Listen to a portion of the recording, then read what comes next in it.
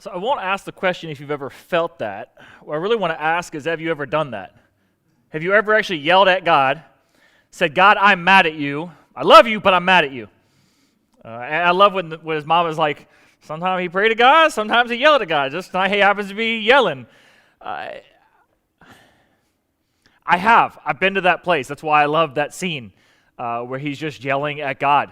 I've been through those seasons of the dark night of the soul where it just felt alone and abandoned and frustrated, and you feel angry. And you're angry at God. You're not angry at life or situation. You're angry at God. I mean, how could he let this happen to me? Why would he do this to me? And in the series, my hope has been to try to give you some tools that when you go through a season of pain and loss and suffering, that you'll have the tools to be able to do the things like we talked about last week, to be able to plant in the midst of your tears, the kind of things that will bring about something in your life, that will grow something up in your life, that one day you'll have a song to sing about. That's been my hope, like what Psalm 126 says, that we would pray that the things that are planted in tears will one day reap forth a song of joy. That's my hope, is to give you those tools. However, I know that it's a lot easier to deal with the issue of pain, suffering, and loss intellectually and theologically than it is emotionally. In other words, in the midst of my suffering, pain, and loss, I understand theologically, I know intellectually that it is all a result of the fallen and broken world we live in, and it's a natural result of the sin and everything else going around us, that these things are going to kind of happen, that God wanted us to live in paradise, but because of the fall, we don't live in paradise, and one day we're all looking forward to the time we'll be with God in heaven again. Revelation 21 says there'll be no more tears, no more crying, no more pain. I get all of that, Steve. I don't need that sermon again, right? I know all that stuff. The problem in the midst of pain, suffering, hurt, and loss is that does almost no good when I'm feeling it and emotionally. How do I get through the pain, suffering, and loss emotionally? And I think the reason why we struggle to get through it on an emotional plane is because so often we look to the intellectual or theological, sort of the sermon moment. And so I would be doing you a disservice if I finished out this series and all I did was just preach to you and tell you things you need to know. Really, the only way to sort of understand how to move through pain, suffering, and loss is to do it in the way that they do it in the Scriptures. But it's something that we don't really talk about or look at very often. It's what you see every great Bible hero, especially the Old Testament, most all of them, you'll see them at some point express thoughts like this. 1/3 of the Psalms are this kind of Psalms. What we're talking about is a lament. It's a lament. It's where you're crying out in frustration and anger to God. And you'll see this happen again and again throughout Scripture. Now, even though 1/3 of the songs in the Bible, so the book of Psalms was like the hymn book of the Bible, even though 1/3 of the hymn book in the Bible is laments, in doing some research and study, if you go to CCLI, that's a company that everybody has to report. They basically are the license management group for all worship music that's sung in America. And every church, including ours, we report back to CCLI every single week what songs we sang in church. And so they are able to keep track of how much each song is being sung. What percentage do you think of the songs sung in the American church on a typical Sunday are laments? It's less than 5%. 1/3 of the Psalms in the Bible are laments. Less than 5% of what is sung in the American church is a lament. And thinking about that, I was kind of going over to, like, one of my favorite country artists is a guy named Luke Combs. He's written 2 albums. He's written more laments in 2 albums than I think Hillsong has in their 30. Okay? Just a couple of the titles, if you want. I'm one number away from calling you, because obviously there's something going on in his relationship where they're not talking. It hit me like a hurricane, keeping with that same theme. When it rains, it pours. She got the best of me. I'm not the only lonely one. Reasons for why you walked out of my life. Then he talks about anybody who's got things that are going well must have never met you. Houston, we have a problem. And the best on the list is, well, beer never broke my heart. And I think if you just look at the music, it sends the message I think we all know. It's a lot easier to feel pain and suffering and loss in a country bar than it is in a church. Right? Because there's sort of this push in modern Christianity, the modern church, that you kind of have to have it all together, and you're in a room for people who all have it all together. And it's really hard to express disappointment with God, anger with God, frustration in God without somebody trying to preach a sermon to you telling you that's just not acceptable, that's just not right, and it's really bad theology. Sometimes people won't just let you hurt for a moment. And so where are we left to turn to other than maybe a country bar or friends in low places or whatever it is of your genre? But consider these disturbing messages from the Bible that oftentimes we don't realize are even there. Jeremiah, who writes a book in his namesake as well as another book called Lamentations, he says this, "You deceived me, Lord, but I let you deceive me." It's like, shame on me for letting you do it. I trusted you. I know I shouldn't have. He says, you just overpowered me and prevailed. And so now I'm ridiculed all day long and everybody laughs at me. Or consider Naomi at the beginning of the book of Ruth. This is right after her two sons have died. She looks to their widows and she says, this is a lot more hard and a lot more bitter for me than it is for you. Do you hear the pain in that? I mean, she's looking at somebody, two girls who've just lost their husbands, and she's comparing her pain to theirs. Ever done that? And you feel like it's a lot worse for me than it is for you. She says, a lot worse for me than it is for you, and here's the funny reason. She basically says, because you guys are pagans and I have a relationship with God. What does she say? It's a lot worse for me than it is for you because the hand of the Lord is against me. Like this God who I have a relationship with is doing this all to me. You should expect this from God because you don't have a relationship with him. She says, I went away full, but now the Lord's bringing me back empty. He's taken everything from me. Or consider Psalm 88. It's a psalm that few of us have ever read. It's considered to be the saddest chapter in the entire Bible. Most of us have never read it, but I think almost everybody in this room will know the very last line of it because it was made famous by Simon and Garfunkel. Now you guys are like, there's no bridge over troubled waters. Let's read it. He says, I'm overwhelmed with troubles, and my life is drawing near to death. Now, before I go any further, every time he says you, he's talking about God. This is an accusation against God. He says, you have put me in the lowest pit. I'm down in the darkest pit. Your wrath lies heavily on me. You've overwhelmed me with all your waves. You've taken from me my closest friends. You've made me repulsive to everybody. I'm confined and I can't escape, and my eyes are dim with grief. Do you show your wonders to the dead? Do spirits that are dead rise up and praise you? Is your love declared in the graves? Is your faithfulness talked about amongst destruction? But even now, I cry out to you for help, Lord. In the morning, my prayer comes before you. Why do you reject me, Lord?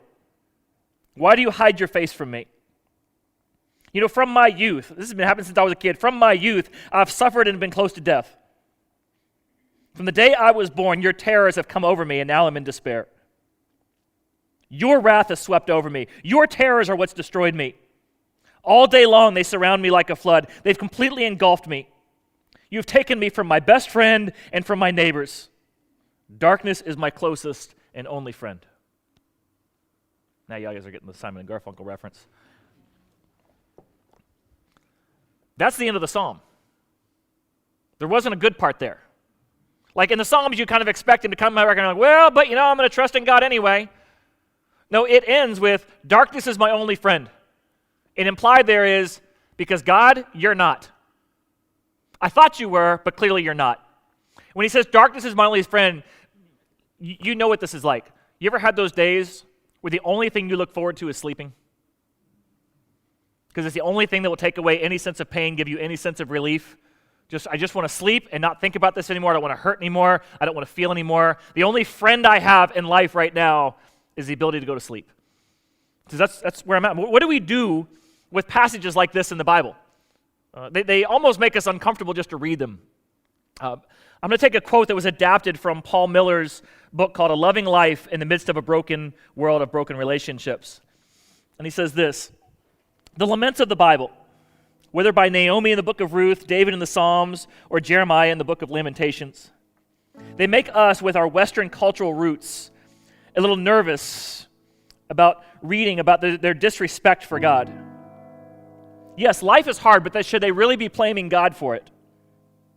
Such open passion expressed in laments can send shivers down our stoic-tuned religious sensibilities. And so we insensitively clamp down with our theology and say to Naomi or David or Jeremiah, come on guys, remember, God's orchestrating this. He's in control. Don't blame him for this. He says their grief and their anger will unsettle us and begin to open doors to the unbelief that we know is deep down in our own life. But we try to quiet this. And so we think that with some good theology, we can just continue to read on and look for the place where God will then come in and swoop in and correct them and correct their bad theology or maybe judge their misconceptions of God. But we read on and that doesn't happen. The psalm ends, the story moves on, and in the absence of God's correction, we try to insert our own. Because this is not how someone's supposed to talk to God. What I want to do this morning is lead you to experience the power of lament. That it would become a part of your practice, that when you go through difficult times and hurting times, that you would learn to lament. And this isn't singing a tear in your beer country song. The problem with those songs, they don't have any sense of hope in them whatsoever. But even in a psalm like Psalm 88 that seems to have no sense of hope, there's this reality at the base of it, which is he still has his relationship with God because he's still talking with God. He's mad at God. He feels abandoned by God. He's in the midst of his tears, and he's yelling at God. And so what I want to do this morning as we move through this time is just to be able to talk a little bit, but then have you experience lament. And so in just a moment, Alex is going to be leading us in a song of lament. You can just listen along. You can just read the words on the screen. Just have some time to reflect. And what you're going to find as you listen to the song, it's both identifiable and uncomfortable. You'll question whether or not the theology is right, whether it's okay to say those kind of things. But understand, this is a part of what you see throughout Scripture, and it's just simply the lament. The lament.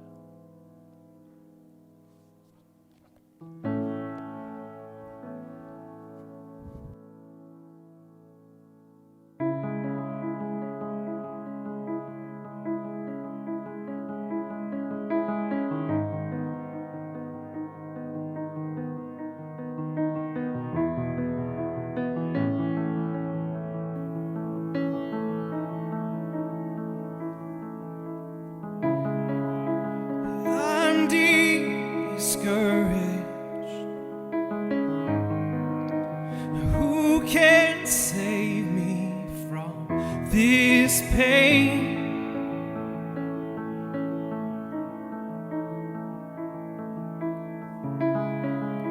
And I am hurting,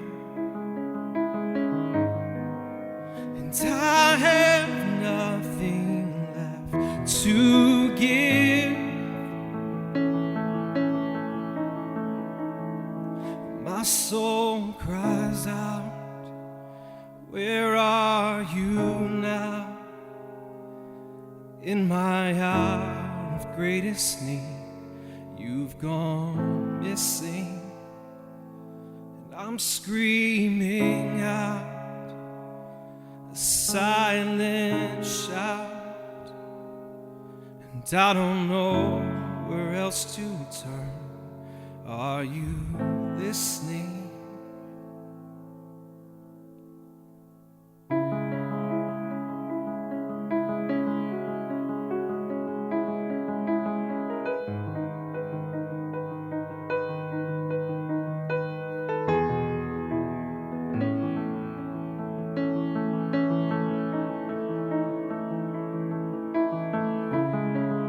Cause I am tired. There's a strength I used to know. Can't pray like I used to, 'cause I am weary, and nothing's changing. You can stop the show.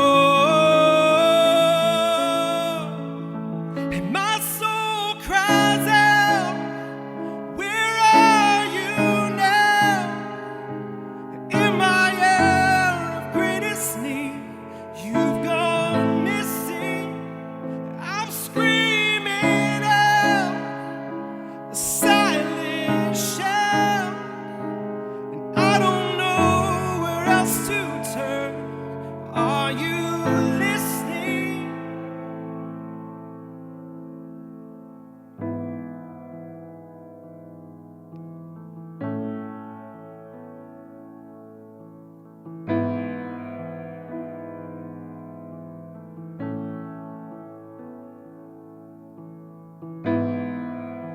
sitting in my tears, and you're sitting right here. It feels good just to know that you still hold me close. I'm sitting in my tears, and you're sitting right here. It feels good just to know that you still hold me close. I'm sitting in my tears, and you're sitting right here. It feels good just to know that you still hold me close. I'm sitting in my tears, and you're sitting right here. It feels good just to know you still hold me close. You still hold me close. You still hold me close. You still hold me close.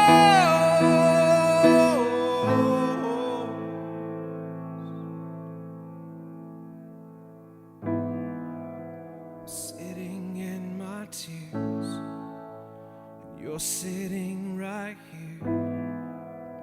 It feels good just to know that you still hold me close. I'm sitting in my tears, and you're sitting right here. It feels good just to know that you still hold me.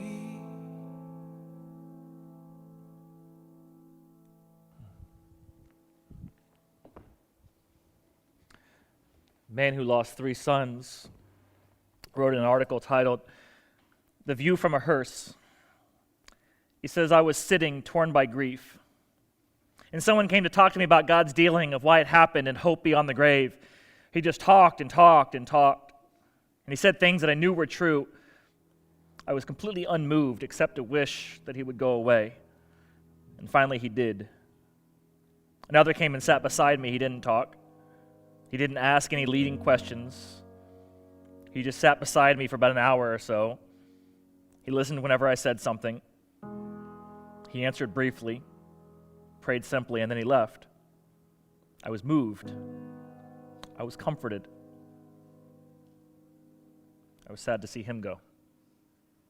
In a season of lament, we don't need a sermon. We don't need biblical truths. Sometimes we just need a lament.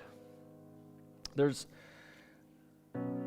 purpose of a lament is to be able to express the hurt, the frustration, the disappointment we feel with God, and give us an outlet to be able to express it to God.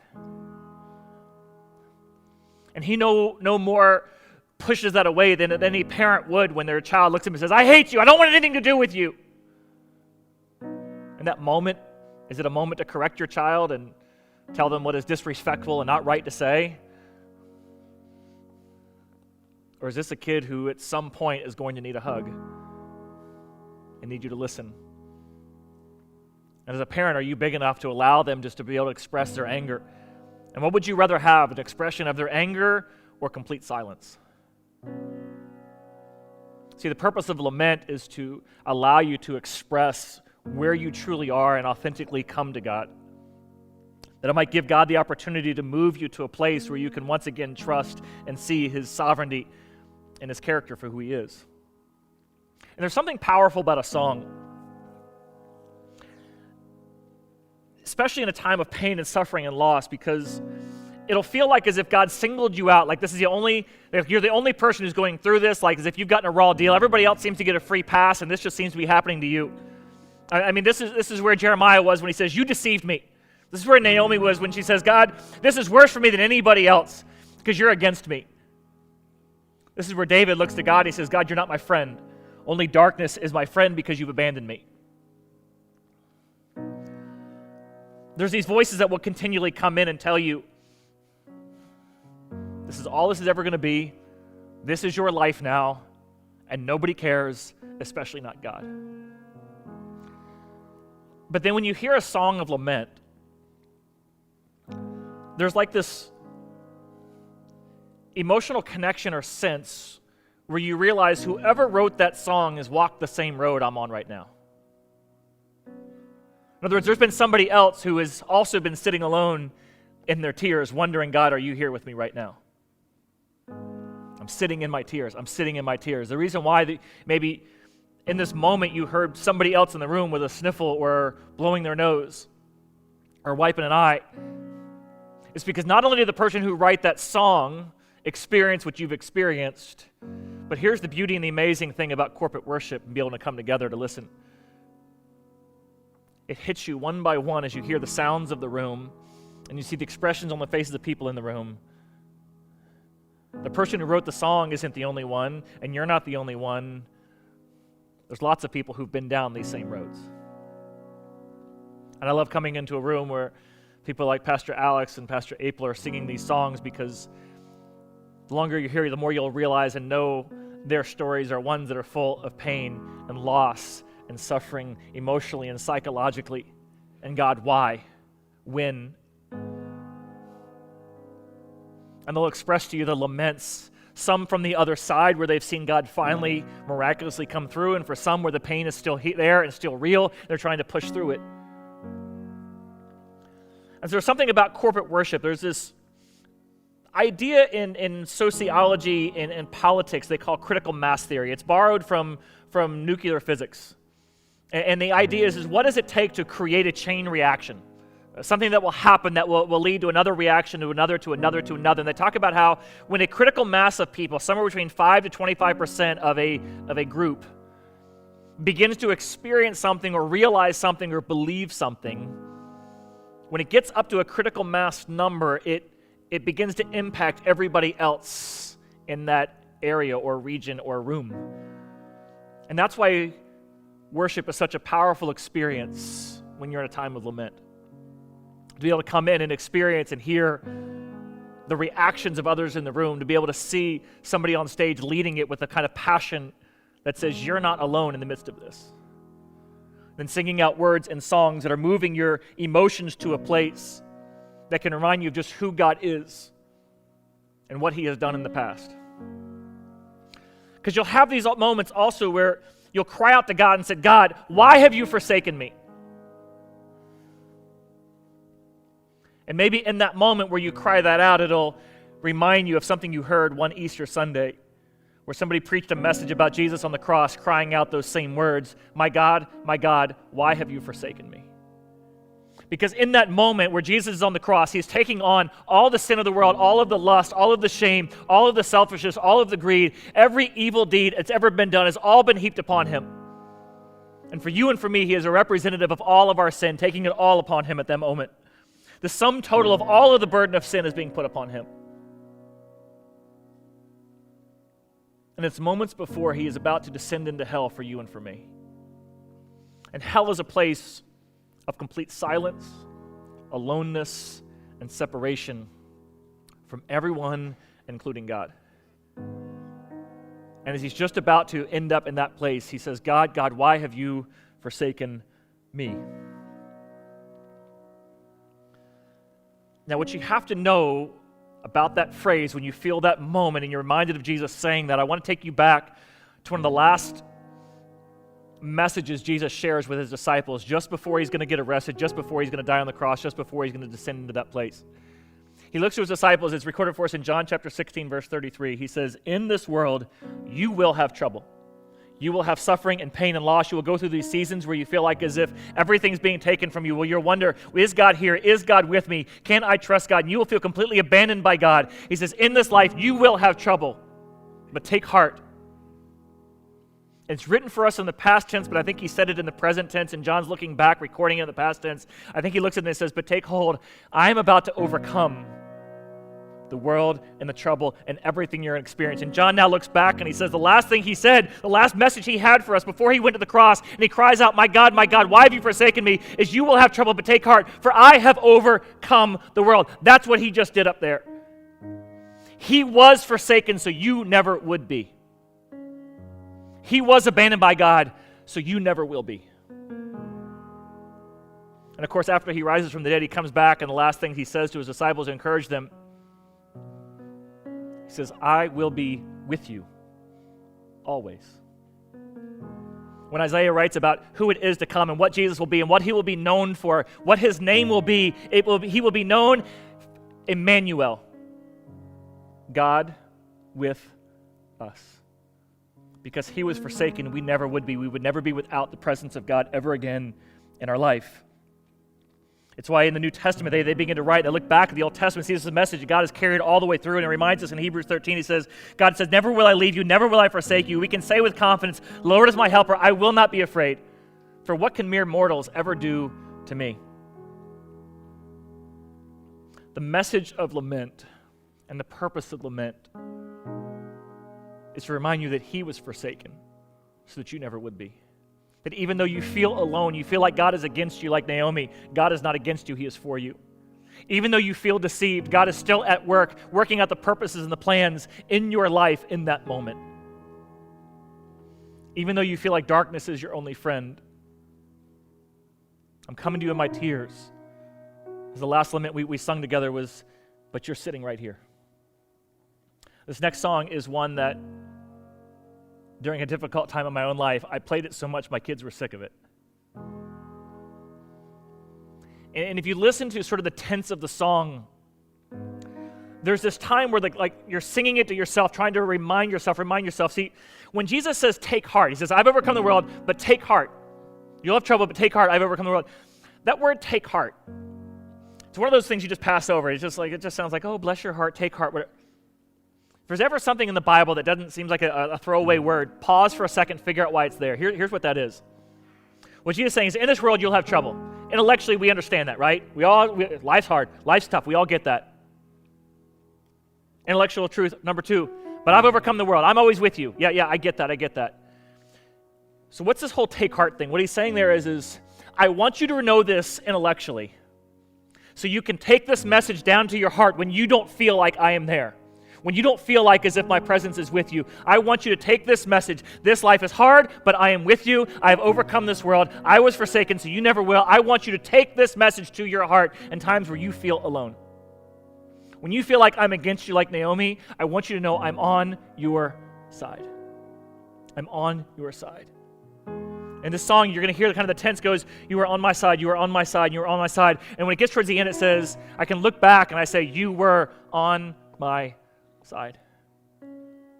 If you're in a moment right now where your heart is suffering or hurting or wondering, is God here? Will you take to heart that God is for you, not against you? That he was forsaken so that you never will be.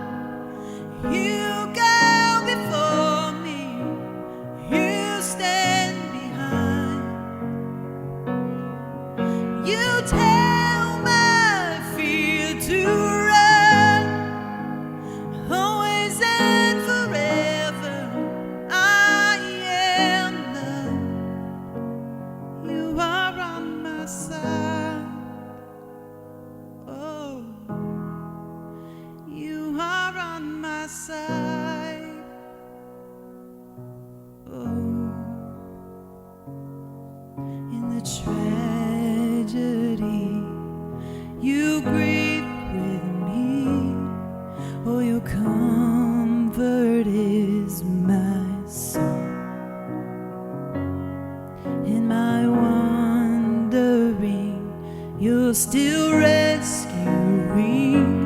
You will never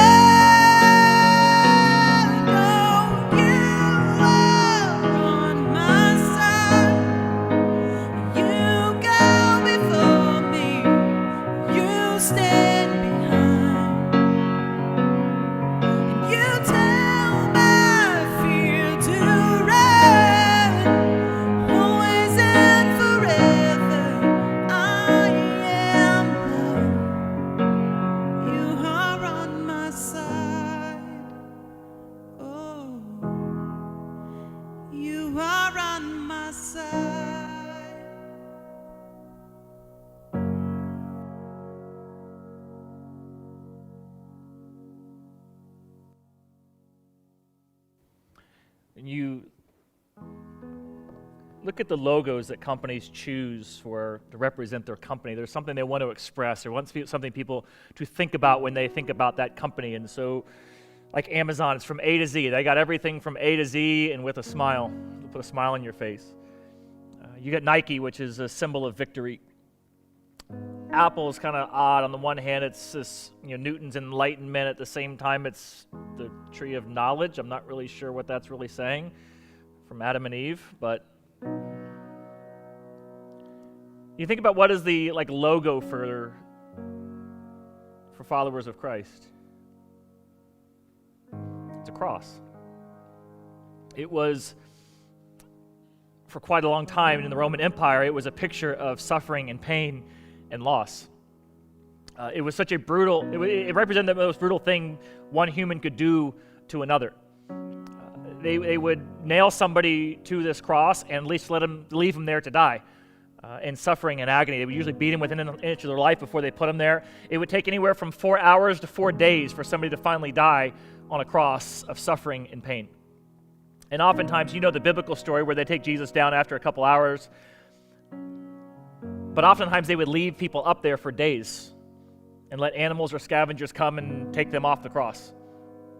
And they would do these executions in a public place where you would have to pass by it on your commute into the city. Purposely so it would strike fear into the heart of everybody who would ever dare to defy the authority of Rome. And so it was this symbol of fear, of pain, of suffering, of devastation, of rejection, of humiliation.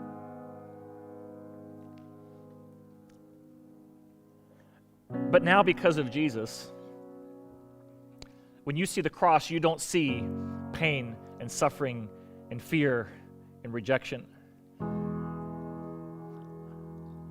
Because of what Jesus did on the cross, it's now a symbol of hope and resurrection and restoration. And so it's become our logo, if you will, for a movement that is after his name, because the very thing that was transformed, he's transformed the very thing of suffering and pain and loss into a symbol of hope and restoration and salvation. And it's no wonder, because as you go back to the Old Testament, every time there's a message of pain or suffering or loss, every time there's a reason to lament, the very next verse is a message of hope, restoration, or salvation. If you look through the Psalms, the reason why Psalm 88 is so unique, and it's the only one where there's not a message of hope, restoration, or salvation right after the message of desolation.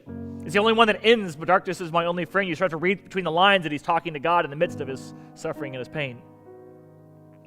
And back in Psalm 88, he says things. Oftentimes in your anger, you will say things that you know are true, and you know you're right, and it's sort of this moment where it's like, God, I got you there. What do you have to say about this? And he says right in the middle of Psalm 88, do you remember this? He says, do you show your wonders to the dead? Can the dead rise up and praise you?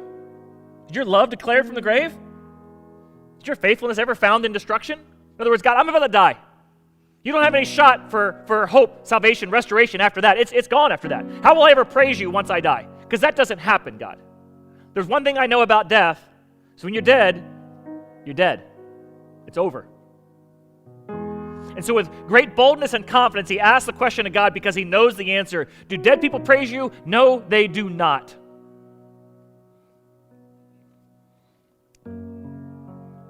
Matthew 27, verse 50 says, and when Jesus had cried out again in a loud voice, my God, why have you forsaken me? He then gave up his spirit.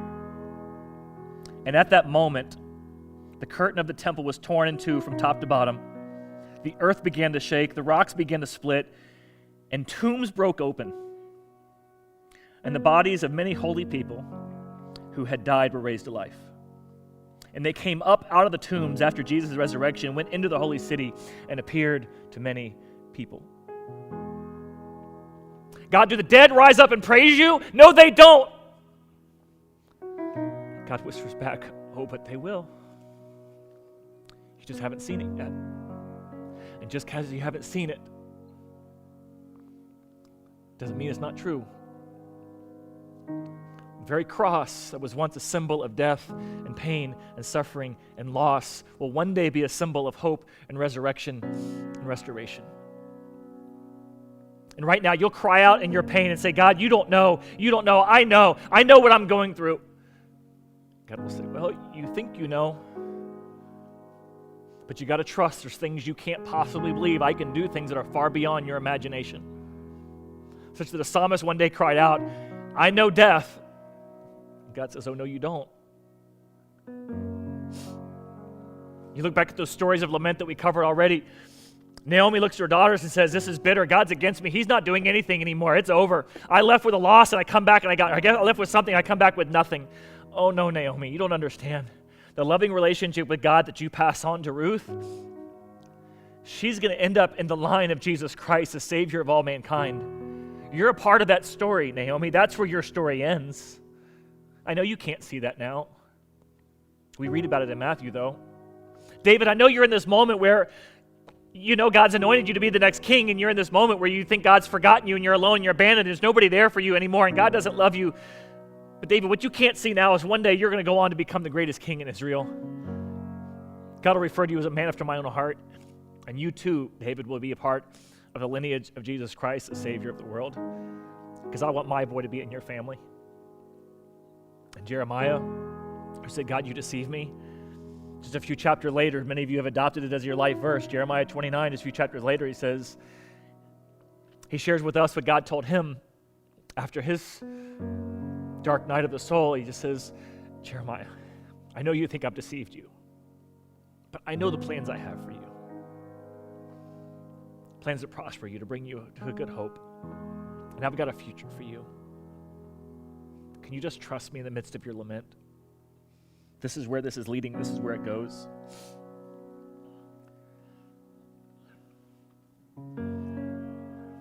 God's ultimate purpose in the lament is to move you to a place where you begin to sense and feel the truth of that statement that Jesus said, that even though you have trouble, just behold, I've overcome the world, that you can take this to heart.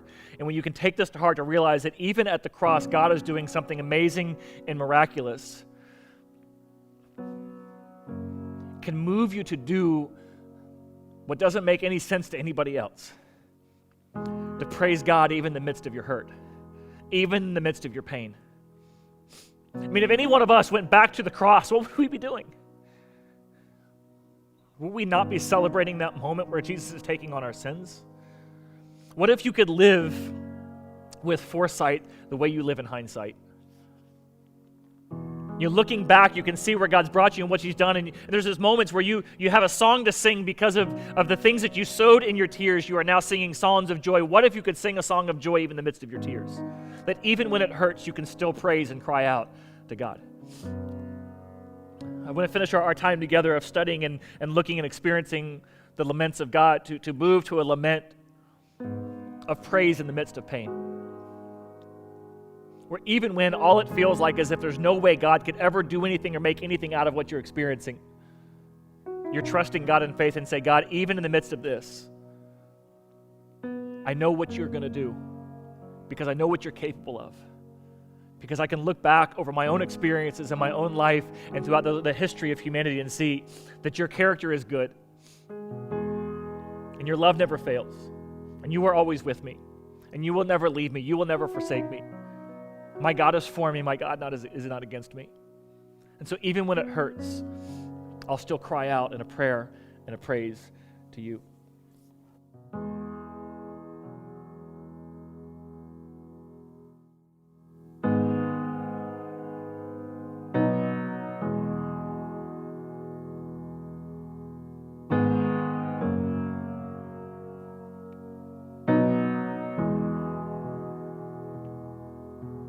Take this fainted heart, take these tainted hands, wash me in your love, come like grace again. Even when my strength is lost, I'll praise you. Even when I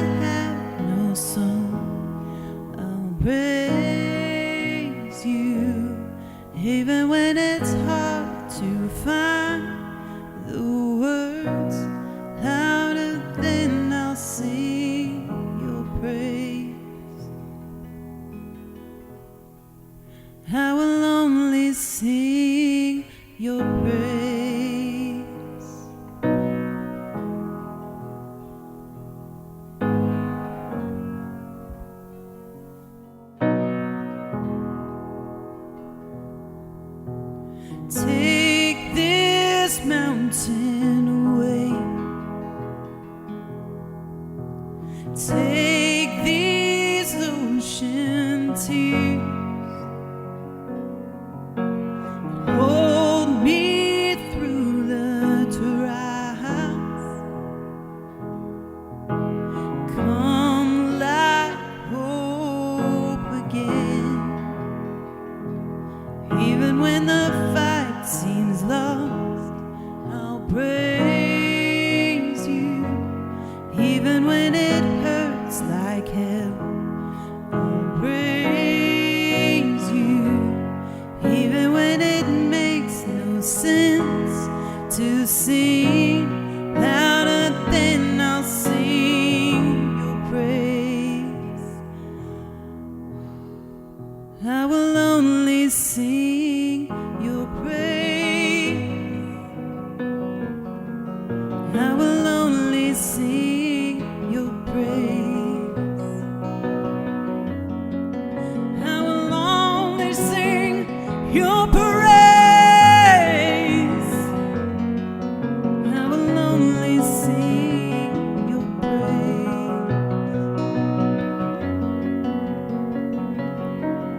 And my heart burns on for you. You were all, and my soul waits on for you. And I will sing until the morning has come. And my heart burns on for you. You were all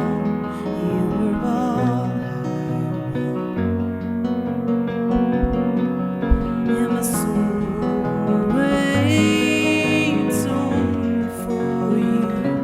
And I will sing until the miracle comes.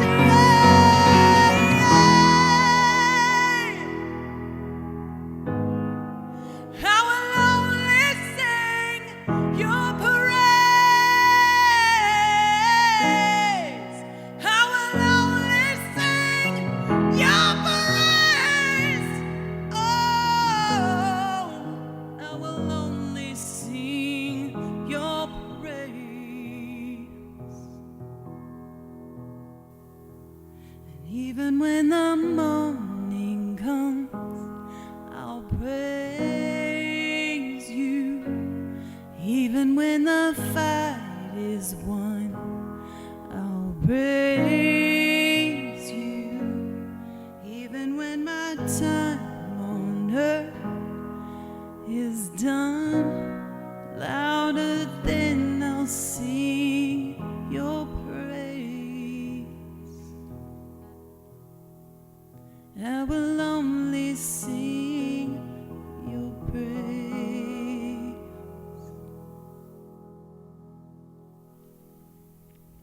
As we close out our service this morning, we move into a time of communion. We want to sing a song this morning that we as a church had an opportunity to write a few years back. We had an opportunity to put an album out, and there were 6 songs on the album. And it's funny that Pastor Steve spoke highly of the idea of songs of lament and how rare they can be sometimes in worship. And I remember specifically that this album was written when a lot of us, most of us on the team, were all going through some sort of major trial in our life. And 3 of the 6 songs were written from a place of lament. The title of the album being Crash, a lot of people looked at these songs and thought that perhaps it was because we wanted to compare God's grace and God's mercy and His love to a vast ocean, as a lot of people do. But there was this vivid representation that God put upon my heart as I sat upon the beach one day as we were writing these songs, and the idea of a wave crashing into a shore. There's this funny thing that happens when a wave crashes into a shore, is that when it hits the sand, all of the grains, all of the pebbles, all of whatever is existing in that spot are dispersed in a way where they'll never be the same again. And I remember that being so powerful to me because sometimes when I turn my back on God, it takes a wave crashing into me to disperse my fibers of my being to recognize that He is still God and He is still in control. And one of the songs off of this album called Even When, I remember specifically the lyrics being put into my heart as I was driving down the road, and I almost wrecked my vehicle. I called April and was really excited about what was happening, and we wrote this song, and it seemed very dark. But it's been so powerful, not only in the life of our church, but in those who've had an opportunity to listen to it. And this morning, we want to close out our service in a time of communion as we sing this song. And we're going to recognize communion, that we're celebrating the sacrifice that was made for us.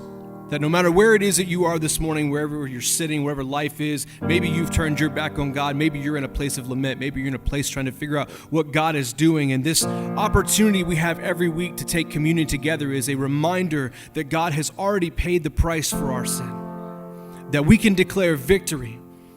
And it may not be present in this world, but this world doesn't have a whole lot to offer us. We look forward to our eternal victory with Jesus. And so as we take communion together this morning, the communion elements are going to be passed out down your row. I want to sing this song, Even When, and look over the lyrics and reflect on these lyrics of what God might be doing in your life this morning. That even when it hurts, even when it's dark, that God is still in control.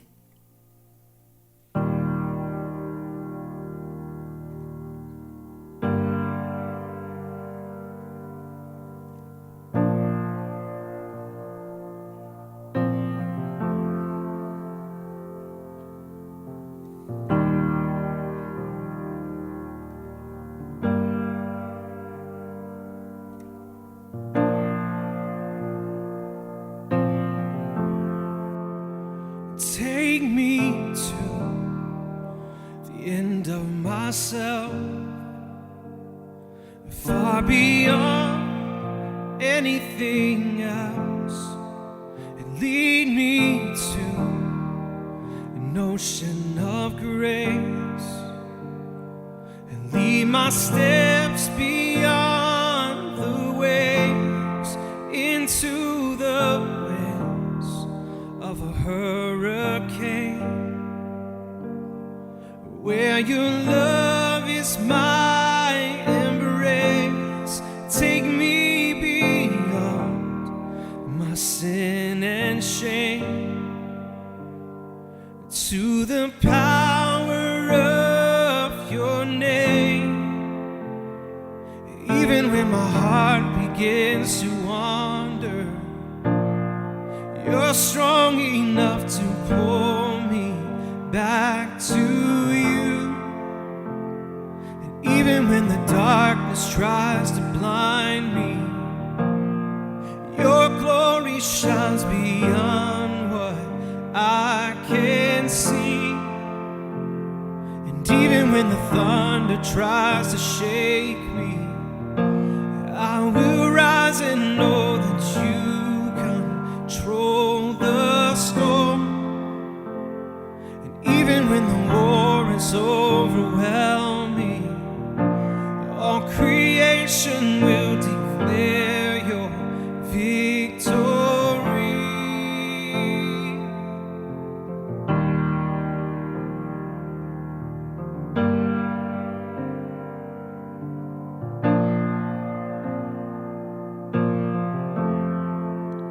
Come and build your kingdom here. Come and change the atmosphere. Come and set my heart ablaze. Set a fire I can't contain, and lead me to quiet place, then our heart to seek your face. Your presence, God, is all I need. Come and speak new life in me. And even when my heart begins to wander, You're strong enough to pull me back to you. And even when the darkness tries to blind me, your glory shines beyond what I can see. And even when the thunder tries to shake me, I will rise and know that you control the storm. Even when the war is overwhelming, all creation will declare your victory.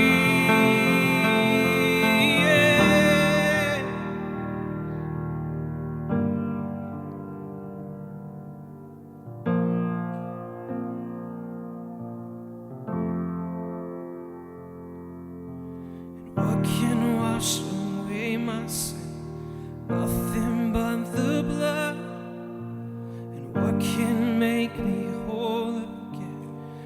Nothing but the blood. What can wash away my sin? Nothing but the blood. And what can make me whole again? Nothing but the blood. What can wash away my sin? Nothing but the blood. What can make me whole again? Nothing but the blood. What can wash away my sin? Nothing but the blood. What can make me whole again? Nothing but the blood.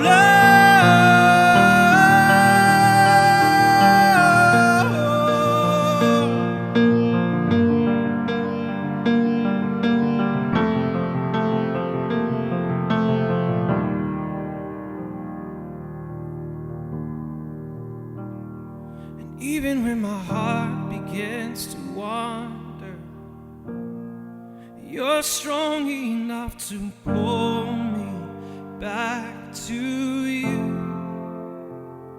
And even when the darkness tries to blind me, your glory shines beyond what I can see. And even when the thunder tries to shake me, I will rise and know that you control the storm.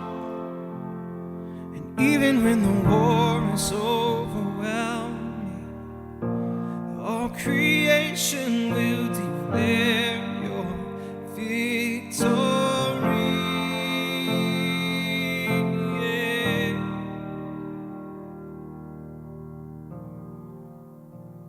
God, we praise you for this morning, for an opportunity to reflect on our own lives and know that sometimes it's okay to hurt. Sometimes it's okay to be mad at you. This concept of lament that all of us feel at so many various times. God, we thank you for being a God of grace and a God who reminds us over and over again that even though this world will throw us troubles, we can take heart in knowing that you have overcome it. That we can declare victory in your name. We thank you for the cross. We thank you for what that means to us. We celebrate that sacrifice this morning. It's in your precious name that we pray and we sing today.